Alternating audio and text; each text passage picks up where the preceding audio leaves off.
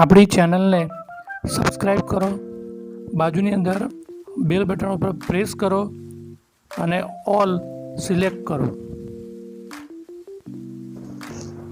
વિદ્યાર્થી મિત્રો, સમયનો ઉપયોગ કરી લેજો, ભણી લેજો. આવો મોકો ફરી નહીં મળે.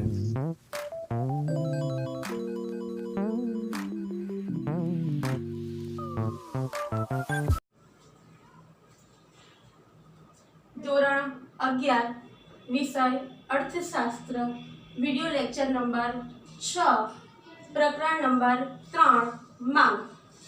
ક્વેશ્ચન નંબર 3, માંગનો અર્થ આપી માંગનું વિસ્તરણ, સંકોચન અને માંગનો વધારો ઘટાડો સમજાવો. આપણે અગાઉ 2 પ્રશ્નોની ચર્ચા કરી ગયા, જેમાં પ્રશ્ન નંબર 3 અડધો આપણે શીખી ગયા હતા. હવે આ પ્રશ્ન પરીક્ષાની અંદર આખો પૂછાય, 5 માર્ક્સ અને 3 માર્ક્સ બંનેમાં પૂછાય છે. જો પ્રશ્ન 3 માર્ક્સની અંદર પૂછાય તો માંગનું વિસ્તરણ, સંકોચન અથવા માંગનો વધારો ઘટાડો બંને અલગથી પૂછાશે. અને જ્યારે પ્રશ્ન 5 માર્ક્સની અંદર પૂછાય ત્યારે માંગનો અર્થ આપી માંગનું વિસ્તરણ, સંકોચન અને માંગનો વધારો ઘટાડો સમજાવો. એટલે કે વિસ્તરણ, સંકોચન અને વધારો ઘટાડો બંનેની સમજૂતી આપવી પડશે. જ્યારે પ્રશ્ન 5 માર્ક્સમાં પરીક્ષામાં પૂછાય ત્યારે પ્રસ્તાવના કમ્પલસરી લખવી પડશે. પછી માંગનો અર્થ, જે આપણે અગાઉના લેક્ચરમાં જોઈ ગયા છીએ. માંગનું પરિવર્તન. હવે માંગમાં થતા પરિવર્તનને 2 વિભાગમાં વહેંચવામાં આવે છે. એક માંગનું વિસ્તરણ, સંકોચન અને માંગમાં વધારો ઘટાડો. ગયા લેક્ચરની અંદર આપણે માંગનું વિસ્તરણ, સંકોચન શીખી ગયા.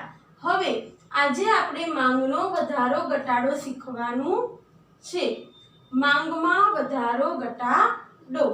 હવે માંગમાં વધારો ઘટાડો કોને કહેવાય? તો કે વસ્તુની કિંમત સ્થિર રહેતા. એટલે આમાં વસ્તુની કિંમત ધ્યાનમાં લેવાની નથી.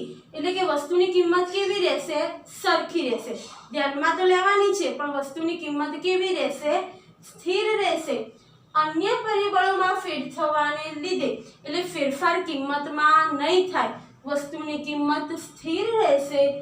અન્ય પરિબળોમાં ફેરફાર થવાને કારણે.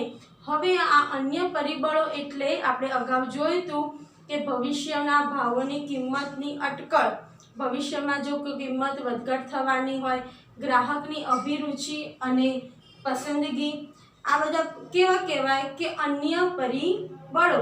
એટલે કે કિંમત કેવી રહેશે? સ્થિર. અને અન્ય પરિબળોમાં ફેરફાર થવાને લીધે વસ્તુની માંગમાં જે ફેરફાર થાય, એટલે કે અન્ય પરિબળો જે આપણે 5 ભણ્યા હતા એમાં ફેરફાર થવાને લીધે વસ્તુની માંગમાં વધારો ઘટાડો થાય. એટલે શું કહે છે કે વસ્તુની માંગમાં જે ફેરફાર થાય તેને વસ્તુની માંગમાં વધારો ઘટાડો કહે છે. ફરી એકવાર જોઈ લઈએ કે વસ્તુની કિંમત સ્થિર રહેતા, એટલે કિંમત કેવી રહેશે? સ્થિર.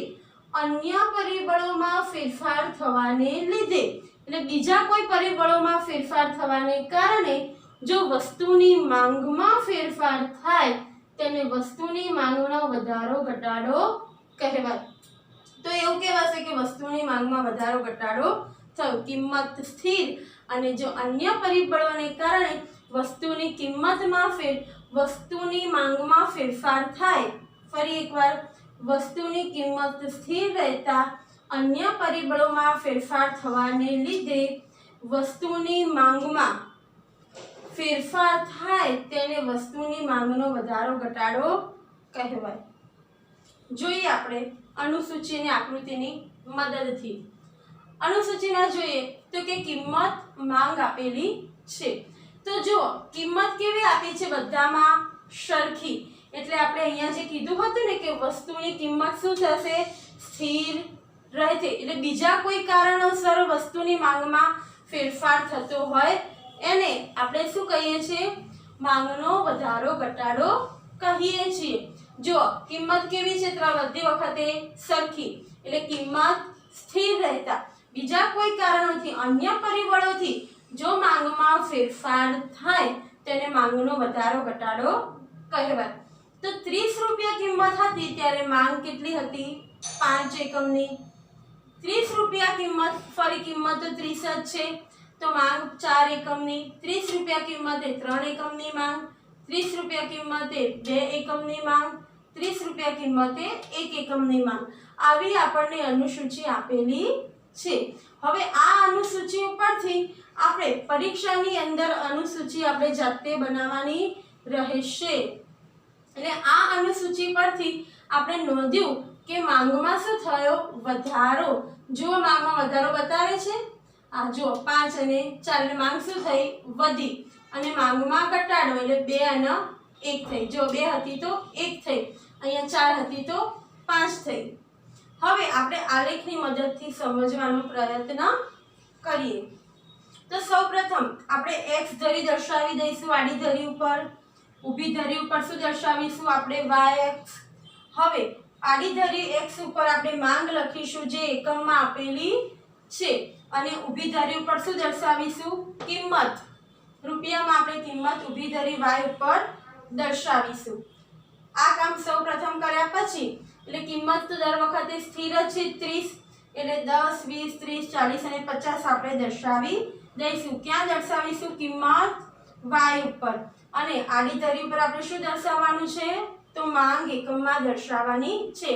તો આપણે શું કહેવાય? સૌથી ઓછા 1 અને સૌથી વધુ 5, એટલે 1 2 3 4 અને 5. આપણે સ્કેલ માપની મદદથી, ચોક્કસ સ્કેલ માપની મદદથી આ માપ આપણે દર્શાવવાનું પરીક્ષણમાં છે આલેખમાં. હવે સૌપ્રથમ કિંમત બધી સ્થિર જ છે, બરાબર. સૌપ્રથમ 30 રૂપિયા કિંમતે કેટલા એકમની માંગ હતી? 5. તો જુઓ 30 રૂપિયા કિંમતે 5 એકમની માંગ હતી. તો આપણે અહીંયા શું કરી દઈશું? બિંદુ દોરી દઈશું. ફરી 30 રૂપિયા કિંમતે 4 એકમની માંગ હતી. 30 રૂપિયા કિંમતે આ 4 એકમની શું છે? માંગ છે. તો આપણે ત્યાં બિંદુ દર્શાવી દીધું. ફરી 30 રૂપિયા જ કિંમતે 3 એકમની માંગ છે. 30 રૂપિયા કિંમતે 3 એકમની માંગ છે, જે આપણે બિંદુ વડે દર્શાવ્યું. 30 રૂપિયા કિંમતે 1 એકમની માંગ છે. 30 રૂપિયા કિંમતે 1 એકમની માંગ, જે આપણે બિંદુ વડે શું કર્યું? દર્શાવેલું છે. આ બધા જ બિંદુ દોરાઈ ગયા પછી આપણે શું કરવાનું છે? એક લાઈન આપણે ડ્રો કરી દઈશું. બધા બિંદુ આપણે દર્શાવી દીધા પછી એક સીધી લાઈનમાં આપણે ડ્રો કરી દઈશું, દોરી દેવાની. હવે આપણે દર્શાવવાનું શું છે? જુઓ, નામ આપી દઈશું કે આ ડી જે છે 30 રૂપિયા કિંમતે 3, તો આપણે ડીડી શું આપી દીધું? મૂળ માંગ રેખા આપણે દર્શાવી દીધી. ડીડી એટલે મૂળ માંગ રેખા શું કરી? આપણે દર્શાવી દીધી. હવે આટલું કામ પૂર્ણ થયા પછી D1 શું કહે છે? જુઓ, આ D1 અને આ D2 માંગમાં વધારો બતાવે છે. જુઓ અહીંયા જુઓ, એકમ શું હતું? 4 હતી, તો શું થઈ? અહીંયા 5. તો માંગનો શું થયો? વધારો. જો આપણે એરો કરીને લખેલું છે માંગમાં વધારો. અહીંયા D1 નામ આપ્યું. આ રેખા કેવી? D1. અને આ D2 રેખા, બરાબર. માંગમાં શું થયો? વધારો. હવે અહીંયા જુઓ, માંગમાં શું બતાવે છે? ઘટાડો. તો કે કેટલી હતી? 2 હતી ને 1 થઈ. તો 2 હતી ને શું થઈ? 1 થઈ. આને શું નામ આપ્યું? D3. અને અહીંયા શું નામ આપ્યું? D4. જેમ આપણે બિંદુ દર્શાવતા જઈએ તેમ આ રીતે આપણે ઊભી લાઈન દર્શાવી દઈને એના નામ આપણે આપી દેવાના, બરાબર. આ D1 D2 શું બતાવે છે? વધારો. એટલે 4 હતી અને 5 માંગ થઈ. હવે આ D3 અને D4 શું બતાવે છે? માંગમાં ઘટાડો. તો આ રીતે એરો દોરીને આપણે ઘટાડો લખી દઈશું કે 2 હતી ને 1 થઈ.